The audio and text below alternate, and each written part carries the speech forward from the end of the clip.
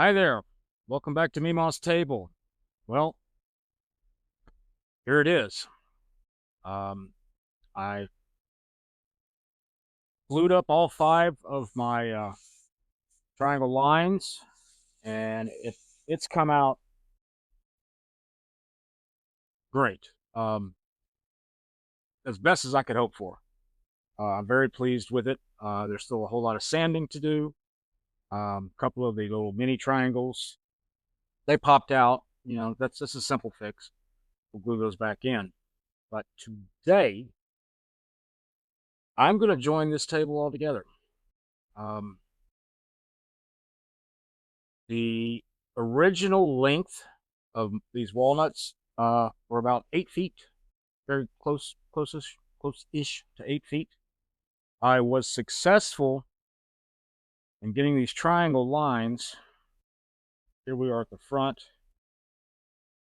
I've drawn a line where I plan to cut the table. Down here at the other end, I didn't have enough to make the full 8 foot with the triangle lines. However, that's almost on purpose because over here on this end, there's some large bevels that, like I said, is probably the side of the tree. You know, these pieces of walnut came off close to the edge of the tree, so it's not perfectly dimensional per se. So a lot of things are working in my favor. The width that I have right now is over 42 inches and a quarter. So the ideal table, 8 foot long, is about 40 inches. So that's what I'm going to go for, which means I have 2 inches that I can take off of this walnut. Well, back to those beveled edges. If I take off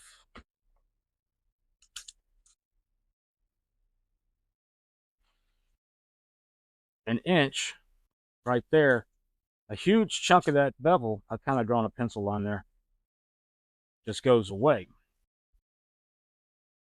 Same for this one here. If I take an inch off right there, a lot of it goes away. Also, these bevels, they get closer to the edge the further down these boards I go. So if I've taken off an inch and then I take off about 3 inches off this end,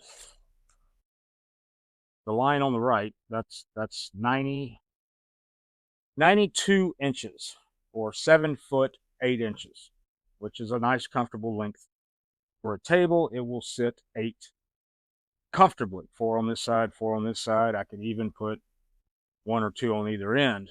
So 8 to 10 people can sit at this table comfortably. But again, if I cut off right there, I cut off even more of that bevel. So it's going to work out. It's going to work out well. Now, how do I join all this together? Well, I mentioned it, how I glued the triangles together was using, and I saw one laying on the ground, these little, they're called biscuit. And those went in between the lines into slots that I cut with a biscuit joiner, glued those in. And these little guys, they're not very strong. I mean, it's basically just a very thin 1/8 inch sheet of plywood, effectively. So it's not giving it any strength, but what it allowed me to gain was the ability to line up the edges of the triangle mosaic as well as the actual pattern, because when you start clamping those clamps down with that glue, it tends to want to shift around a little bit. Not with these biscuits. Now, the biscuits, as I said, are not very strong, so I'm going to go with a different type of joinery, and my tool just arrived. I'll show it to you. This is a dual dowel joiner. Those two bits there that come out. So just like the biscuit tool, I'm going to set this on the side where I want my holes to go and push. And it will drill two little vampire teeth holes there. And if I've drawn a line between the two boards and I line up the little guide here on both sides, those dowels will, or the holes will be right in line with each other. Then you take a couple of these little wooden dowels, glue them all up. They even got some edging on it so the glue can kind of go in between there. Put those in the hole, clamp your two boards together, and go from there. So that's what's happening today. I'll go ahead and give you a preview after that. I'm going to flip this whole thing over so that I'm looking at the bottom of the table. I'm going to have it all clamped down because there still is one board that has a slight bow in it, but it's a thin board and it can easily be pushed flat. So I'm going to flip it over, clamp it all down. Then I'm going to push in all those dowels, and then I'm going to come back with what's called C channels. And I've got 4 of these. They're going to go, let's see, I'm going to put one over here. And again, this is on the bottom. You won't see this. I'm actually going to route a channel into the walnut so that these flush mount on the bottom. So you won't even see them. So there's 1, 2. These just keep, this table keeps getting heavier and heavier. These things are pretty heavy. So let's say it's something like that. Those are going to be bolted down essentially, well, screwed down, but I'll show it to you when we get to that point. It's a real nice system. Then the legs, which will be here Thursday, I'm looking forward to that. We spent a lot of time online, Carrie and I, looking at different legs. I could have made some legs, but these, there's no way I could make these. They're welded steel, custom, or hand built. Just has a nice look that goes with this walnut table. So anyway, the tops of these legs have another steel plate. So those will go in as another reinforcement. So all 1, 2, 3, 4, 5 of these boards, they're not going to move. I mean, they're also going to be glued together, but this will give it that extra reinforcement to keep bad things from happening. They also, this is kind of a neat thing I've learned since I got into this. They're not just holes. They're, ovals or whatever.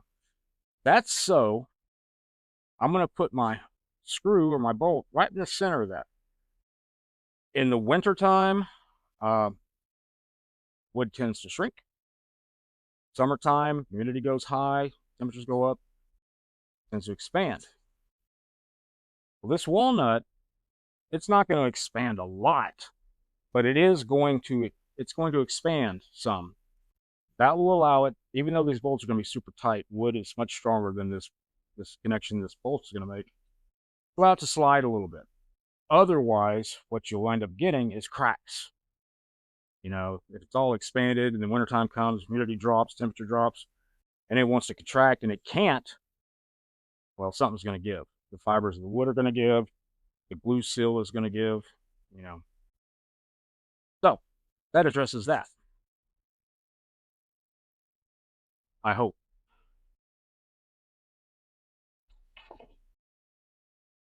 After that, comes the sanding. It's all rough sanded now. I use some 40 grit, some 80 grit, just to get the glue off and make it look a little bit better. Well, I'm going to sand this up to about 150 before I start finishing, putting on my hard wax oil, followed by what's called a nano coat to give it a little bit of hardness, a little protection from water, food, kids, whatever. Then we're going to put a nice edge on it.